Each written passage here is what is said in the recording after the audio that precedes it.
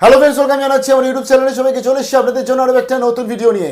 আজকে সকাল থেকে আমরা যে আপডেটটার জন্য ওয়েট করছিলাম, কারণ কলকাতা হাইকোর্টে আজকে যে আমাদের কলেজ ভর্তি নিয়ে ওবিসি এ ওবিসি বি নিয়ে যে মামলা হওয়ার কথা ছিল, অর্থাৎ কন্টেম্পটের যে মামলা বা অবমাননার যে মামলা হওয়ার কথা ছিল, তার কিন্তু শুনানি ফাইনালি হয়ে গেছে। এবং সেই শুনানির জন্য আমরা অধীর আগ্রহে বসেছিলাম, কারণ কলেজ ভর্তিতে আজকে যে সমস্ত লক্ষ লক্ষ স্টুডেন্টসরা আবেদন করছে তার ইম্প্যাক্ট এই শুনানির উপর কিন্তু পড়তে চলেছে।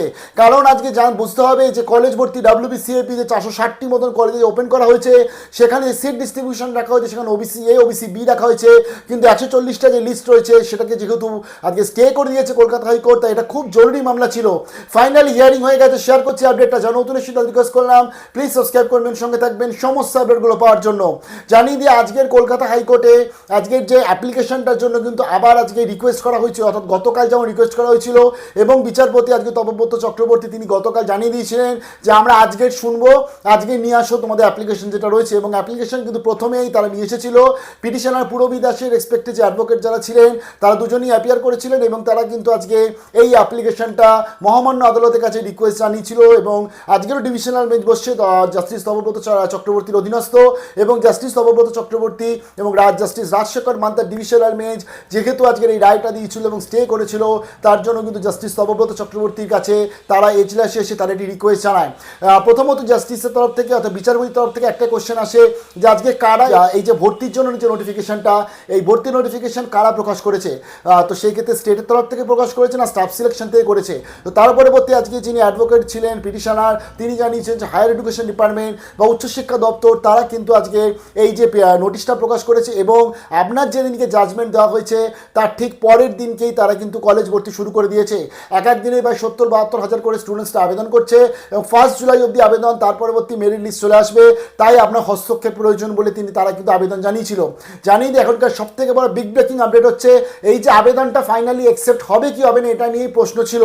কারণ গতকালও দেখেছি আমরা যে কলকাতা হাইকোর্টের বিচারপতি তিনি বলে দিয়েছিলেন যে আমরা ভর্তি বন্ধ করতে চাই না, তো পরবর্তীতে জুলাই মাসে এগুলো শুনবো। কিন্তু তার পরবর্তী আজকে রিকোয়েস্ট করার পরে ফাইনালি কিন্তু যখন তিনি বুঝেছেন যে আজকে তাদের অর্ডারটাকে অমান্য করা হচ্ছে, এই মামলাটা অ্যাকসেপ্ট করে নিয়েছে। একদম এক্সক্লুসিভ আপডেট শেয়ার করছি, এই মামলাটা এই অ্যাপ্লিকেশনটা অ্যাকসেপ্ট করে নিয়েছে। বৃহস্পতিবার দুপুর 2টোর সময় শুনানি হতে চলেছে, এবং শুনানি কাদের আন্ডারে হচ্ছে, শুধুমাত্র সেখানে জাস্টিস তপব্রত চক্রবর্তী থাকবে না, সেখানে জাস্টিস রাজশেখর মান্তাও থাকতে পারে বলে যে আপডেট চলে আসছে। এবং তার ফলে আজকে যে ডিভিশনাল বেঞ্চ এই 140টা ওবিসি এ ওবিসি বি লিস্টকে স্টে করে দিয়েছিল, যে ডিভিশনাল বেঞ্চ স্থগিত করে দিয়েছিল, সেই ডিভিশনাল বেঞ্চেই কিন্তু এই মামলাটি হতে চলেছে পরশুদিন মানে বৃহস্পতিবার দুপুর 2টোর সময় কিন্তু ভাগ্য নির্ধারণ হতে চলেছে। কলেজ ভর্তি চলবে নাকি স্টে হয়ে যাবে, নাকি পুরোপুরি নতুন করে শুরু করতে বলবে, অনেক কটা প্রশ্নের মুখে আমরা দাঁড়িয়ে আছি।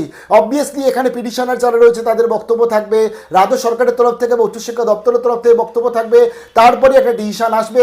তবে এই ফাইনাল এই অ্যাপ্লিকেশনটা আমরা অনেকেই ভাবছিলাম মেবি অ্যাকসেপ্ট নাও করতে পারে, কারণ সাধারণত কোর্ট কিন্তু অ্যাডমিশনের ব্যাপারে ইন্টারফেয়ার করে না, প্রিভিয়াসও যদি আমরা দেখি। বাট এই সিচুয়েশনটা এমন, অর্থাৎ যেদিনকে তারা আজকের একটা ধরতে গেলে জাজমেন্ট দিল, আর তার পরের দিনকেই কলেজ ভর্তি তাদের জাজমেন্টকে উপেক্ষা করে ওবিসি এ ওবিসি বি কে রেখে করা হলো।